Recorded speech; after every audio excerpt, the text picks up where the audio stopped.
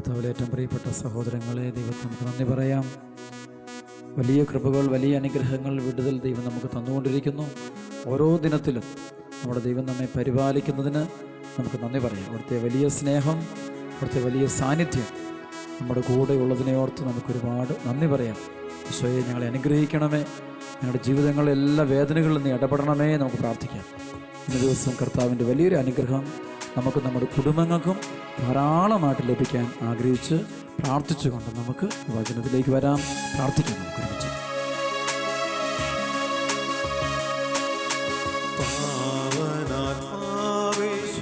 ആശ്വാസപ്രദനീ ദൂതന്മാരാപകൽ വാഴ്ത്തിടുന്നു. നന്ദിയാൽ വണങ്ങുന്നു തിരുമുൻപിൽ നേരം എന്നുമെന്നും നീ ആരാധ്യനാ. നന്ദിയാൽ വണങ്ങുന്നു തിരുമുൻപിൽ നേരം എന്നുമെന്നും നീ ആരാധ്യനാ. നീ പരിശുദ്ധൻ, നീ എന്നും സ്തുത്യൻ. ദൈവമേ, നീ മാത്രം യോഗ്യനാ. ആരാധനയും സ്തുതി ബഹുമാനം സ്വീകരിപ്പാനെന്നും നീ യോഗ്യനാ. നീ പരിശുദ്ധൻ, നീ എന്നും സ്തുത്യൻ.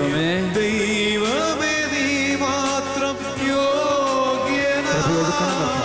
ആരാധനയും സ്തുതി ബഹുമാനം സ്വീകരിപ്പാനെന്നും നീ യോഗ്യനാ. ഞങ്ങളെ പൂർണ്ണമായിട്ടും അങ്ങയുടെ കരങ്ങളിലേക്ക് സമർപ്പിച്ചു. ഈ സമയത്ത് ഞങ്ങൾ ഹൃദയേർ ഞങ്ങളെ സ്തുതിക്കുന്നു, ആരാധിക്കുന്നു. ആമേൻ. പ്രിയപ്പെട്ട സഹോദരങ്ങളെ, ഇന്ന് പരിശുദ്ധാത്മാവ് നമുക്ക് നൽകുന്ന വചനം വലിയ ശക്തിയേറിയ വചനമാണ്. നമുക്കൊരുപാട് നന്ദിയോടെ ദൈവത്തിന് നന്ദി പറഞ്ഞുകൊണ്ട് വചനം കേട്ട് നമുക്കൊന്ന് ചേർന്ന് പ്രാർത്ഥിക്കാം. ലൂക്കാസ് സുവിശേഷം 11-ാം അധ്യായം 24 മുതലുള്ള വചനം. അശുദ്ധാത്മാവ് ഒരുവനെ വിട്ടുപോയാൽ വരണ്ട സ്ഥലങ്ങളിലൂടെ ആശ്വാസം തേടി അലഞ്ഞു നടക്കും. കണ്ടെത്താതെ വരുമ്പോൾ അവൻ പറയുന്നു, ഇറങ്ങിപ്പോന്ന ഭവനത്തിലേക്ക് തന്നെ ഞാൻ തിരിച്ചു ചെല്ലും. തിരിച്ചു വരുമ്പോൾ ആ വീട് അടിച്ചുവാരി സജ്ജീകരിക്കപ്പെട്ടതായി കാണുന്നു. അപ്പോൾ അവൻ പോയി തന്നേക്കാൾ ദുഷ്ടരായ മറ്റ് 7 അശുദ്ധാത്മാക്കളെ കൂടി കൊണ്ടുവന്ന് അവിടെ പ്രവേശിച്ച് വാസമുറപ്പിക്കുന്നു. അങ്ങനെ ആ മനുഷ്യൻ്റെ സ്ഥിതി ആദ്യത്തേതിനേക്കാൾ മോശമായി തീരുന്നു.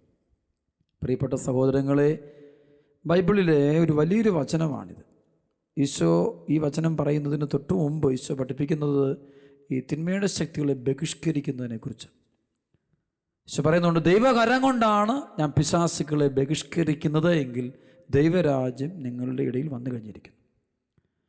കഴിഞ്ഞ ആളുകളിൽ ഫ്രാൻസിസ് മാർപ്പാപ്പ സഭയ്ക്ക് നൽകിയ പ്രബോധനത്തിൽ ഒരു നല്ലൊരു പ്രബോധനം പഠിപ്പിക്കുകയായിരുന്നു. സാത്താനുണ്ട്, പിശാചുണ്ട്, പൈശാചിക ശക്തി ലോകത്തുണ്ട്. രണ്ടാമത് പറയുന്നത്, ഈ തിന്മയുടെ ശക്തി മനുഷ്യനെയും കൊണ്ട് പാപം ചെയ്യിക്കുന്നു, പാപക്കുഴിയിൽ കൊണ്ടുപോയി, നാശത്തിൻ്റെ കുഴിയിൽ കൊണ്ടുപോയി അവനെ കൊണ്ടുവിടുന്നു. ഓരോരോ കുഴി കൊണ്ടുവിടുന്നു. കുഴി വീണാൽ പിന്നെ അവന് കയറാൻ പറ്റത്തില്ല. അതാണ് ഈ തിന്മയുടെ കുഴി എന്ന് വെച്ചാൽ അത് വീണ് കഴിഞ്ഞാൽ പിന്നെ അതെന്ത് കരകയറുക വളരെ പ്രയാസമാണ്. വളരെ പ്രയാസം, അസാധ്യമായിട്ടാണ് നിൽക്കുന്നത്. കൃപ പിന്നെ ദൈവം കൊടുത്താൽ മാത്രം പറ്റും.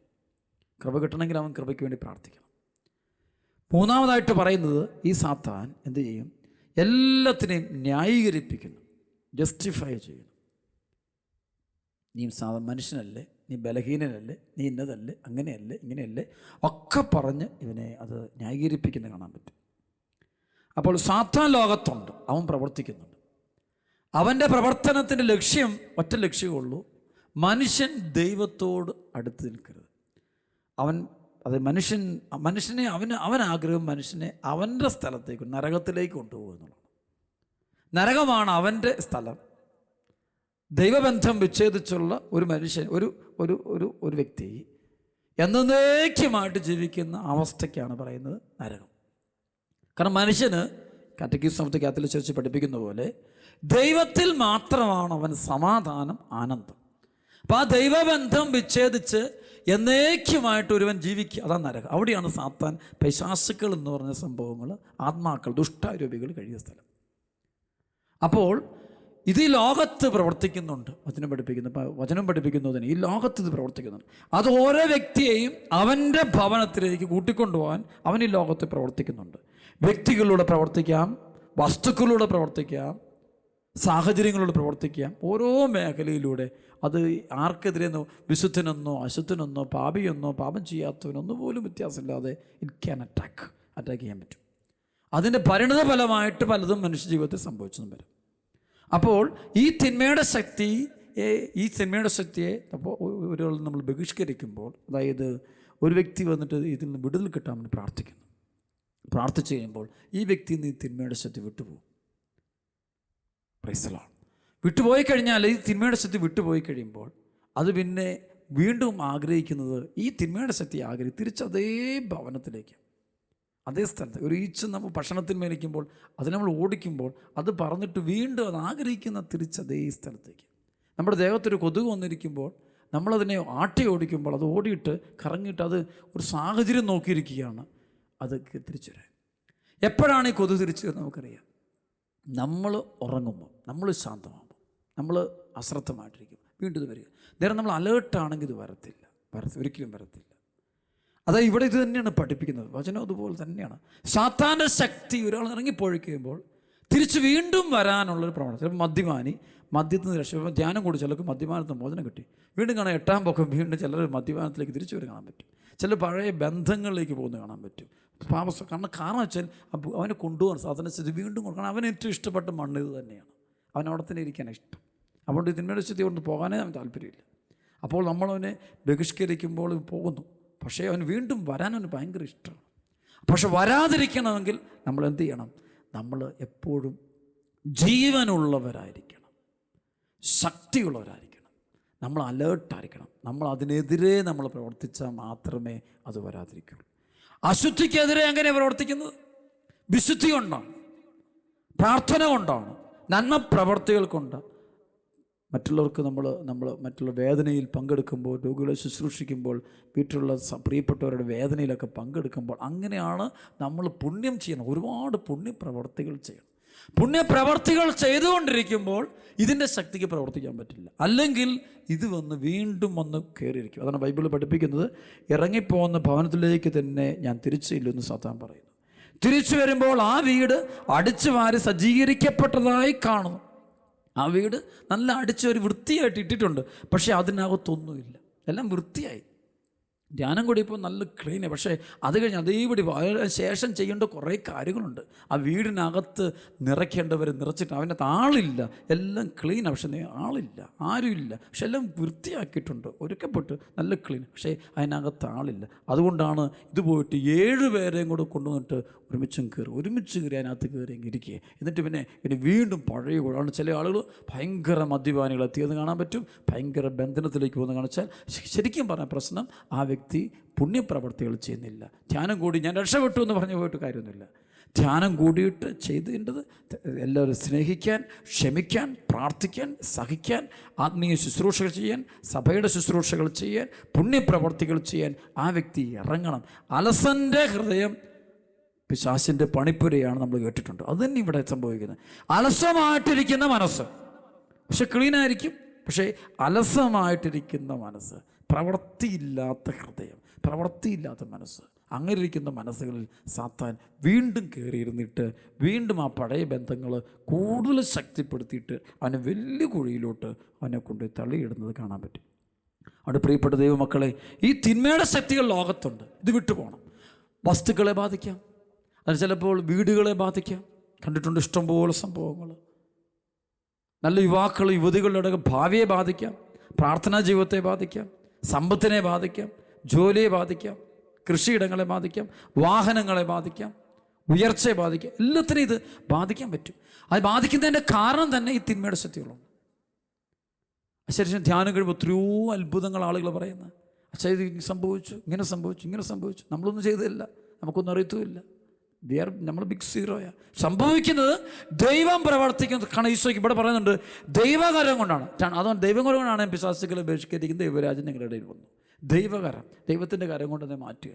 പക്ഷേ ഈ പലപ്പോഴും ദൈവം ഇതിനെ ഒഴിവാക്കാൻ ആഗ്രഹിക്കുന്നു, പക്ഷെ നമ്മൾ ഒഴിവാക്കാൻ ആഗ്രഹിക്കുന്നില്ല. ചില പാപത്തിൻ്റെ സ്വാധീനം ദൈവം അത് ഒഴിവാക്കാൻ ആഗ്രഹിക്കുന്നു, പക്ഷേ നീ അത് ഒഴിവാക്കാൻ ആഗ്രഹിക്കുന്നില്ല. അതുകൊണ്ട് തന്നെ നിനക്ക് നാശങ്ങൾ കടന്നു വരികയാണ്. ഇന്നൊരുപാട് കുടുംബങ്ങളുടെ വളർച്ച, ആത്മീയ വളർച്ച, ഭൗതിക വളർച്ച, ആരോഗ്യം, മനസ്സിൻ്റെ വളർച്ച, ഇതിനൊക്കെ ഈ തിന്മയുടെ സ്വാധീനം വരുന്നുണ്ട്. അതിൽ നിന്ന് മോചനം കിട്ടാൻ ചെയ്യേണ്ടത് ശരിക്കും പ്രാർത്ഥിക്കുക, വിടുതൽ ശുശ്രൂഷകളിൽ പങ്കെടുത്തുള്ള നല്ല അഭിഷേകം കിട്ടും. പിന്നെ ചെയ്യേണ്ടത് പ്രാർത്ഥനാ ജീവിതം കൃത്യമായിട്ട് കൊണ്ടുപോകണം. സഭാത്മക ജീവിതം, കുമ്പസാരം, കൂദാശ ജീവിതം, പരിശുദ്ധ കുർബാന സ്വീകരണം, അനുദിന പരിശുദ്ധ കുർബാന സ്വീകരണം, വചനവായന, സൽപ്രവർത്തികൾ, പുണ്യപ്രവർത്തികൾ. നമ്മൾ ദൈവം ഏൽപ്പിച്ചിരിക്കുന്ന, ഭൂമിയിൽ ഏൽപ്പിച്ചിരിക്കുന്ന ഏത് ജോലിയാണോ അത് സത്യസന്ധതയോടെ വിശുദ്ധിയോടെ നിർവഹിച്ചാൽ മതി. നിർവഹിക്കണം, അവിടെ വർക്ക് ചെയ്യണം, അല്ലാണ്ട് അലസമായിട്ടിരിക്കരുത്. അധ്വാനിക്കണം, കുടുംബത്തെ പോറ്റണം, മക്കളെ വളർത്തിയെടുക്കണം. ആ ഉത്തരവാദിത്തങ്ങൾ ആത്മാർത്ഥയോടെ ചെയ്യുക. ചിലപ്പോൾ കൂടി ദൈവം സഹനമായിരിക്കും. ചില വീട്ടിൽ കിട്ടിയിരിക്കുന്നത് രോഗിയായൊരു സഹോദരനായിരിക്കാം, രോഗിയായ അമ്മയായിരിക്കാം, അപ്പനായിരിക്കാം. അവരെ ശുശ്രൂഷിക്കുക വഴി പുണ്യം കിട്ടുകയാണ്. പുണ്യം ചെയ്യണം. അങ്ങനെ പുണ്യം അല്ലാണ്ട് അതിനോട് ചീത്ത വിളിക്കുമ്പോൾ, അതിനെ ശപിച്ചു തള്ളുമ്പോൾ അത്രയും തിന്മയുടെ ശുദ്ധി കയറി പിന്നെ ഞാൻ പാപത്തിലേക്ക് പോവുക. അതുകൊണ്ട് ഈ തലമുറയ്ക്ക് വിടുതൽ കിട്ടണമെങ്കിൽ, ദൈവകരങ്ങളിൽ നിന്ന് വിടുതൽ കിട്ടണമെങ്കിൽ, ഒന്ന് നമ്മൾ ശരിക്കും ആഗ്രഹിക്കണം. രണ്ട്, വിടുതൽ കിട്ടിക്കഴിഞ്ഞാൽ നമ്മളേറെ ശ്രദ്ധാലുക്കളായിരിക്കണം. ജീവനുള്ള ജീവൻ നയിക്കുക എന്ന് വെച്ചാൽ പ്രാർത്ഥനയിലും വിശ്വാസത്തിലും വിശുദ്ധിയിലും കൃപയിലും നമ്മൾ ജീവിക്കാനായിട്ട് തയ്യാറാകണം. അഭിഷേകത്തിൽ നമ്മൾ ജീവിക്കണം. അങ്ങനെ ജീവിക്കുമ്പോൾ തിന്മയുടെ സ്വാധീനം നമ്മുടെ ജീവിതത്തിലേക്ക് കടന്നു വരില്ല. പൈശാചിക ശക്തികൾ നമ്മുടെ ജീവിതത്തിലേക്ക് കടന്നു വരില്ല. അന്ധകാര ശക്തികൾ നമ്മളെ പീഡിപ്പിക്കത്തില്ല. രോഗങ്ങൾ കടന്നു വരില്ല. തടസ്സങ്ങളൊക്കെ മാറിക്കോളും. അത്ഭുതങ്ങൾ ഇഷ്ടംപോലെ നമ്മുടെ ജീവിതത്തിൽ അനുദിനം സംഭവിക്കുന്നത് കാണാൻ പറ്റും. കഴിഞ്ഞ നാൾ നോക്കിയ ഒരു യുവാവ്, അവൻ്റെ ജീവിതത്തിൽ ഭയങ്കരമായ ജോലി പ്രശ്നം, ഒത്തിരി നാളായിട്ട് നടക്കുന്നില്ല. ഒന്ന് ധ്യാനം കൂടി ബഹിഷ്കരണ പ്രാർത്ഥന കഴിയുമ്പോൾ വന്നപ്പോൾ പിറ്റേ ആഴ്ച അവൻ്റെ ജോലി എല്ലാം റെഡിയായി. ഇഷ്ടംപോലെ സംഭവങ്ങൾ സാക്ഷ്യം പറയാനാണ് നമുക്ക് അതിനെ ഉള്ളു നേരം. അതുപോലെ അനുഭവങ്ങൾ കാണാൻ പറ്റും. ദൈവം പ്രവർത്തിക്കുന്നത് കാണാൻ പറ്റും. കഴിഞ്ഞ ആളുകൾ ഞങ്ങളൊക്കെ ഒരിടത്ത് ഞങ്ങൾ ശുശ്രൂഷയ്ക്ക് പോയപ്പോഴാണ് ഒരു പയ്യൻ, അവന് ഒരു 12-13 വയസ്സ് പ്രായമുണ്ട്. സംസാരം തടസ്സമുള്ളവന്, സംസാരിക്കില്ലായിരുന്നു. ധ്യാനം കൂടിക്കഴിഞ്ഞു, നാവിൻ്റെ കെട്ടഴിഞ്ഞു. പിറ്റേ ആഴ്ച അന്ന് തന്നെ ഇവിടെ വെച്ച് തന്നെ സംസാരിച്ചു. നന്ന സ്ഫുടമായിട്ട് സംസാരിക്കുന്നു. കുർബാനയ്ക്ക് കൂടുന്നു, അവനെ കൊണ്ട് സാക്ഷ്യപ്പെടുത്തുന്നു. ഇഷ്ടംപോലെ സമയം തിന്മയുടെ ശക്തികൾ ബഹിഷ്കരിക്കപ്പെടുമ്പോൾ മനുഷ്യൻ്റെ ശരീരത്തിൽ തന്നെ ഒരുപാട് അത്ഭുതങ്ങൾ ഉണ്ടാകുന്നത് കാണാൻ പറ്റും. അനുഗ്രഹങ്ങൾ വ്യാപരിക്കുന്നത് നമുക്ക് അനുഭവിക്കാനായിട്ട് നേരിട്ട് കാണാൻ പറ്റും. കഴിഞ്ഞ ദിവസങ്ങളിൽ ഒരു വലിയ സംഭവം പറയായിരുന്നു. ഒരാൾക്കൊരു ആക്സിഡൻ്റ് ഉണ്ടായിട്ട് 6 മാസം കഴിഞ്ഞപ്പോഴേക്കും അസ്ഥികൾ കൂടിച്ചേർന്നില്ല, വളം ചേർന്ന് 2 ഇഞ്ചിൻ്റെ കൊണ്ട് വ്യത്യാസമുണ്ട്, 2 ഇഞ്ചോളം വ്യത്യാസമുണ്ട്. അപ്പോൾ ഡോക്ടേഴ്സ് പറഞ്ഞു ഒരു ഓപ്പറേഷൻ നടത്തണം, ഒരു ഓപ്പറേഷനും കൂടെ നടക്കണം. ഓപ്പറേഷൻ നടത്തി കഴിയുമ്പോൾ അവരൊരു ഇഷ്യൂ പറയുന്നത് പാദത്തിന് ആ ഭാഗത്ത് നിന്ന് ഒരു അസ്ഥി എടുത്താണ് ഇവർ വെക്കുന്നത്. അസ്ഥി എടുത്ത് വെച്ചുമ്പോൾ അത് കൂടിച്ചേരണം. മാത്രമല്ല പിന്നെ ഒരു 1.5 ഇഞ്ച് 2 ഇഞ്ചോളം ഒരു കാലിന് നീളക്കുറവ് വരും. അപ്പോൾ അതുകൊണ്ട് ഒരു ചെരുപ്പൊക്കെ റെഡിയാക്കണം, അങ്ങനെ നടക്കാൻ പറ്റുള്ളൂ, ഇങ്ങനെ പറഞ്ഞു. അപ്പോൾ ഈ അവസരത്തിൽ നോ ഹോപ്പ്, ഒരു പ്രതീക്ഷയില്ലാത്തപ്പോൾ പിന്നെ ധ്യാനം കൂടാൻ താല്പര്യം 1% പോലും ഇല്ലാത്ത പയ്യൻ, അവനെ നിർബന്ധിച്ചവൻ്റെ അമ്മ കൊണ്ടുവന്ന് ധ്യാന സെൻ്ററിൽ കൊണ്ട് ധ്യാനം കൂടിപ്പിക്കുന്നു. കുമ്പസാരിക്കുന്നു. കാരണം പാപം മാറിക്കഴിഞ്ഞാൽ ദൈവം ഇറങ്ങി വരും. പാപം മാറിയാൽ ദൈവം ഇറങ്ങും, അതിന് യാതൊരു സംശയമില്ല. ശരിക്കും നമ്മൾ അനുദപിച്ചാൽ കൃപ ഒഴുകപ്പെടും. അതിൻ്റെ യാതൊരു സംശയിക്കേ വേണ്ട. ആ ഒരു മേഖല ഒരാൾ ഹൃദയപൂർവ്വം ദൈവസന്നിധിയിൽ അനുദപിച്ചാൽ അവൻ അനുഗ്രഹം ഉറപ്പാണ്. അതിനകത്തൊരു ചോദ്യമില്ല, രണ്ടാമതൊരു ചോദ്യമില്ല. ഇവിടെ സംഭവിച്ചത് ശരിക്കും കുമ്പസാരം കഴിഞ്ഞിട്ട് പിറ്റേ ആഴ്ച ഇവർ ആശുപത്രി ചെന്നു. ഓപ്പറേഷന് വേണ്ടിയുള്ള അവസാനത്തെ അവർ ആ ദിവസങ്ങളിൽ തന്നെ പോയിട്ട് അവർ സ്കാൻ ചെയ്യുമ്പോൾ മിറക്കിൾ സംഭവിച്ചാൽ ഈ ധ്യാന ദിവസങ്ങളിൽ 5 ദിവസം ധ്യാന ദിവസമായിട്ട് അത്ഭുതകരമായിട്ട് ഈ 2 ഇഞ്ചോളം വരുന്ന ഇവൻ്റെ അസ്ഥികൾ വളർന്ന് കൂടിച്ചേർന്നിട്ട് അവരോട് സാക്ഷ്യപ്പെടുത്തി ജനത്തെ കാണിച്ച സംഭവം. പിന്നെ ഇപ്പോൾ കാല് 2 പാദങ്ങൾ ഒരേപോലെ ഒരു ചെരുപ്പിൻ്റെ ആവശ്യം സാധാരണ പോലെ ജീവിക്കാതെ കൃപയിലെത്തി. അവർ പറയായിരുന്നു അച്ഛാ ദൈവം പറഞ്ഞു. ഞാൻ പറഞ്ഞു തിന്മയുടെ ശക്തി വിട്ടുപോയി. നിങ്ങൾ കുമ്പസാരം ചെയ്യുമ്പോൾ അവന് തിന്മയുടെ ശക്തി വിട്ടുപോയി. അപ്പോൾ ദൈവത്തെ കയറിച്ചില്ല. ഇവിടെ കാണാൻ പറ്റും 7 പിശാചുക്കളകത്തിരിക്കുക. അപ്പോൾ തമ്പുരാൻ അകത്തോട് കയറ്റിയല്ല, അടച്ച് നമ്മളതാണ് പിശാചുക്കളെ അകത്തിട്ട് വളർത്തിക്കൊണ്ടിരിക്കും ഒത്തിരി പേര്. മദ്യം, വെറുപ്പ്, വൈരാഗ്യം, അഹങ്കാരം, വ്യഭിചാരം, അവിഹിത ബന്ധം ബോധപൂർവ്വം സൂക്ഷിക്കുന്നു. പാപം അല്ലെന്നത് പറഞ്ഞുകൊണ്ട് മനസ്സ് സൂക്ഷിക്കുന്നു, ന്യായീകരിക്കുന്നു. ഇതെൻ്റെ സാഹചര്യം, എനിക്ക് സ്നേഹം, എനിക്കത് വേണം, ഇത് വേണം പറഞ്ഞു വെച്ചിരിക്കും. പക്ഷെ തിന്മയാണ്, ദൈവവിരുദ്ധാണത്, 6-ാം പ്രമാണ ലംഘനമാണത്. ഇത് ചെയ്യുന്ന ഓരോ ക്രിസ്ത്യാനി, ഓരോ വ്യക്തി, ആരായാലും കൊള്ളാം, ഏത് മേഖലയിൽപ്പെട്ട വ്യക്തിയായാലും കൊള്ളാം, ഉടനെ ഓർത്തുള്ളൂ അവിടെ സംരക്ഷണം നഷ്ടപ്പെട്ടു, അനുഗ്രഹം നഷ്ടപ്പെട്ടു, ബ്ലോക്കായി. അവിടെ നിന്ന് നമ്മൾ ദൈവമേ എന്നോട് കരുണയായിരിക്കണേ, എൻ്റെ ജീവിതത്തിൽ ഞാൻ ചെയ്തു പോയിട്ടുള്ള മുഴുവൻ രഹസ്യ പാപങ്ങളെ ഓർത്ത് ഞാൻ മാപ്പ് ചോദിക്കുന്നു എന്ന് പറഞ്ഞ് ശക്തമായിട്ട് പ്രാർത്ഥിക്കണം. അപ്പോൾ ദൈവത്തിൻ്റെ കൃപ, പരിശുദ്ധാത്മാവിൻ്റെ കൃപ ശക്തമായിട്ട് നമ്മളിലേക്ക് ഒഴുകപ്പെട്ടിട്ട് ഈ ബന്ധനം നമ്മളെ വിട്ടുപോയിക്കോളും. അപ്പോൾ കാണാൻ പറ്റും ചില ജീവിതങ്ങൾ അത്ഭുതകരമായ സൗഖ്യം സംഭവിക്കുന്നത് കാണാൻ പറ്റും. സാത്താൻ്റെ ശക്തി തിരിച്ചു വരില്ല. അപ്പോൾ സാത്താൻ്റെ ശക്തി തിരിച്ചു വരാതിരിക്കുമ്പോൾ അവരാണ് പ്രാർത്ഥിച്ചുകൊണ്ടിരിക്കുന്ന ആളുകൾ, ക്ഷമിച്ചുകൊണ്ടിരിക്കുന്ന ആളുകൾ, സഹിച്ചുകൊണ്ടിരിക്കുന്ന ആളുകൾ, ഉപവാസം എടുക്കും, നോയമ്പെടുക്കും, ഒരുപാട് നന്മ പ്രവർത്തികൾ ചെയ്യും, കഠിനാധ്വാനം ചെയ്യും. അങ്ങനെ ജീവിതം 24 മണിക്കൂർ അവർ അലസതയിൽ നിന്ന് മാറ്റിയിട്ട് വർക്ക് ചെയ്തുകൊണ്ട് ദൈവികമായ വർക്ക് നന്മ ചെയ്ത് വരുമ്പോൾ അവിടെ ഹൃദയത്തിൽ പരിശുദ്ധാത്മാവ് നിറയുക. പിന്നെ ഒരു ശക്തിപ്പെടും, ഭയങ്കര പവർഫുള്ളാണ്, ഭയങ്കര കൃപയിലാണ്. പിന്നെ സാത്താൻ പിന്നെ പോരില്ല. നമ്മൾ ശക്തിപ്പെട്ട പിന്നെ ആ തിന്മയുടെ ആദ്യം നോക്കും, പിന്നെ നടക്കില്ല, കഴിഞ്ഞാൽ പിന്നെ ഒരിക്കലും പോരില്ല. അങ്ങനെ എത്രയോ ജീവിതങ്ങൾ എന്നേക്കുമായിട്ട് ചില പാപത്തിൻ്റെ കുഴിയിൽ നിന്ന് കരകയറിയിട്ടുള്ളത്, എത്ര ജീവിതങ്ങൾ എന്നേക്കുമായിട്ട് മദ്യപാനം ഉപേക്ഷിച്ചിട്ടുള്ളവർ, അല്ലെങ്കിൽ അശുദ്ധ സ്വഭാവം മാറ്റി ക്ഷമയിലേക്ക് വന്നു, സ്വാർത്ഥത കളഞ്ഞു, തെറ്റായ ബന്ധങ്ങൾ ഉപേക്ഷിച്ച്. ചില കുഞ്ഞുങ്ങൾ കാണാം, തിന്മയുടെ ശക്തികൾ ആ കുഞ്ഞുങ്ങളെ പിടിച്ചു കഴിഞ്ഞോ പിന്നെ ആ കുഞ്ഞുങ്ങളെ നഷ്ടപ്പെട്ടു. ഈ തലമുറയിൽ മാതാപിതാക്കൾ കരയാൻ പോകുന്നത് മക്കളെ ഓർത്ത്. അവർ കൈവിട്ടു പോകുന്ന മക്കളെ കാണേണ്ടി വരും. ജനിച്ചു വിടുന്ന എല്ലാ കുഞ്ഞുങ്ങളും തന്നെ കൈവിട്ടു പോകുന്ന അവസ്ഥ. കാരണം അതിനെ ഒരു തിന്മയുടെ ശക്തി കൊണ്ടുപോവുക, അതിനെ തിരിച്ചു കൊണ്ടുവരാൻ പറ്റത്തില്ല, തിരിച്ചെടുക്കാൻ പറ്റത്തില്ലാത്ത അവസ്ഥ. അതുകൊണ്ട് പ്രിയപ്പെട്ട ദൈവമക്കളെ, ഈ സമയം നമുക്ക് ദൈവമേ എന്നോട് കരുണയായിരിക്കണേ എന്ന് മനമൊരുകി നമുക്ക് പ്രാർത്ഥിക്കണം. ദൈവസന്നിധിയിൽ ഹൃദയം മുഴുവൻ തുറക്കണം.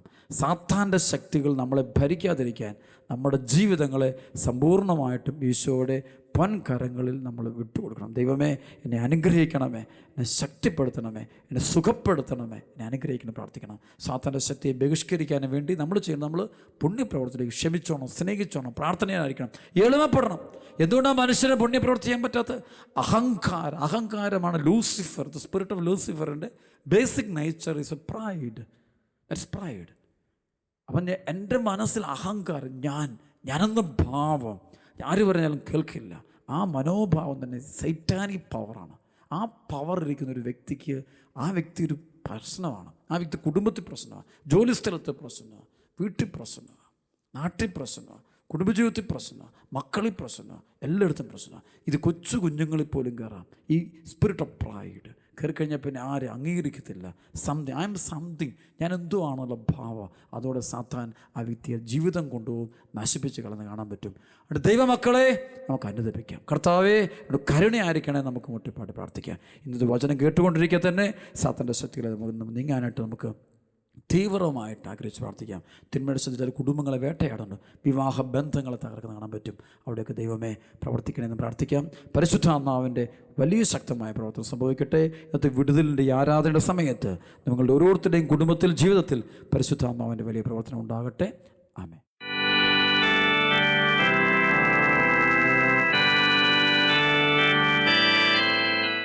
നിൻ കൈകൾ എൻ കണ്ണീർ തുടയ്ക്കുന്നതറിയുന്നു ഞാൻ.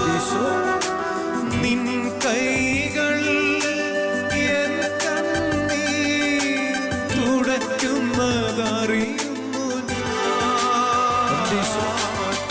ആരാധ്യൻ യേശുപരാ വണങ്ങുന്നു ഞാൻ പ്രിയനേ. തേജസ്സിലും നിൻ മുഖമെൻ ഹൃദയത്തിലാനന്ദമേ.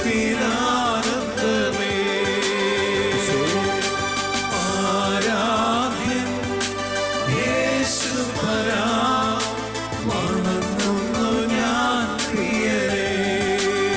വ്യാപരിക്കട്ടെ. തേജസ്സിലും നിൻ മുഖമെൻ ഹൃദയത്തിലാനന്ദമേ. അങ്ങയുടെ തിരുസന്നിധിയിൽ ഞങ്ങൾ ഞങ്ങളുടെ ജീവിതങ്ങൾ സമർപ്പിക്കുന്നു. ഓരോ കുടുംബങ്ങളെയും കർത്താവ് സമർപ്പിക്കുന്നു. മാതാപിതാക്കളെ സമർപ്പിക്കുന്നു. ഈശോയെ ഓരോ മക്കളെ സമർപ്പിക്കുന്നു. യുവാക്കൾ യുവതികളെ സമർപ്പിക്കുന്നു. കുടുംബാംഗങ്ങൾ ഓരോരുത്തരെ സമർപ്പിക്കുന്നു. പ്രതിസന്ധിയിൽ കഴിയുന്ന വ്യക്തികൾ, പാപത്തിൽ കഴിയുന്ന വ്യക്തികൾ, നാശത്തിൻ്റെ പാതയിലൂടെ പോകുന്ന മക്കൾ, സാത്താൻ്റെ അടിമത്തത്തിൽ കഴിയുന്ന മക്കൾ ആരെങ്കിലും അവരങ്ങയുടെ സന്നിധി സമർപ്പിക്കുന്നു. രോഗികളെ സമർപ്പിക്കുന്നു കർത്താവ്. ഈ സമയത്ത് ഒരുപാട് പ്രശ്നത്തോടെ വിഷമത്തോടെ പ്രാർത്ഥിക്കുന്ന മക്കൾ, ചില പ്രത്യേക നിയോഗങ്ങൾ സമർപ്പിച്ച് പ്രാർത്ഥിച്ചുകൊണ്ടിരിക്കുന്ന മക്കളെ സമർപ്പിക്കുക കർത്താവ്. ഈ മക്കളെല്ലാം അങ്ങ് അറിയാൻ, അങ്ങ് അനുഭവിക്കാൻ ഇടവരുത്തണം. അങ്ങയുടെ കരുണയുടെ കരം, അനുഗ്രഹത്തിൻ്റെ കരം നീട്ടണം ദൈവം. സാത്താൻ്റെ ആധിപത്യത്തിൽ കഴിയുന്ന മക്കൾക്ക് വിടുതൽ നൽകണം.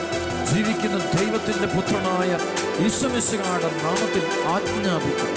ഈ മക്കളുടെ കുടുംബങ്ങളെ ബന്ധിച്ചിട്ടിരിക്കുന്ന സകല പാപങ്ങളുടെയും രോഗങ്ങളുടെയും തകർച്ചകളുടെയും തടസ്സങ്ങളുടെയും അവിശ്വാസത്തിൻ്റെയും യുക്തിവാദത്തിൻ്റെയും അന്ധവിശ്വാസങ്ങളുടെയും സാത്താൻ്റെ ശക്തികളോട് ആജ്ഞാപിക്കുന്നു. യേശുനാമത്തിൽ ബന്ധിക്കുന്നു, ശാസിക്കുന്നു. യേശുവിൻ്റെ കാഴ്ചവട്ടിലേക്ക് ബഹിഷ്കരിക്കുന്നു. 1 യോഹന്നാൻ 3:8 ബന്ധിച്ചു. 22:22 വചനം കൊണ്ട് ബന്ധിച്ചു. 8:31 സർവശക്തനായ യേശുവിന്റെ നാമത്തിൽ കൽപ്പിച്ചേക്കുന്നു. കർത്താവെ വിടുതലും സൗഖ്യം കൊടുത്തുകൊണ്ട് എല്ലാ മക്കളെ അനുഗ്രഹിക്കണമേ. കണ്ണുനിരൊപ്പണം കർത്താവെ അനുഗ്രഹിക്കണം. സമാധാനം ഈ മക്കളുടെ കുടുംബങ്ങളിൽ കൊടുക്കണമേ. വിശ്വസിച്ചാൽ നീ ദൈവമാകുന്ന ദർശിക്കും. ആരെല്ലാം വിശ്വസിച്ച് പ്രാർത്ഥിക്കുന്നു. എല്ലാ അനുഗ്രഹങ്ങൾ ഇപ്പോൾ ലഭിച്ചിരിക്കട്ടെ. സ്തുതിക്കാം. Hallelujah, hallelujah. സ്തുതിക്കുന്നു, സ്തുതിക്കുന്നു, സ്തുതിക്കുന്നു. പിന്നെ ആരാധന, ആരാധന, സ്തുതിക്കുന്നു, ആരാധിക്കുന്നു. ഹല്ലേലൂയ.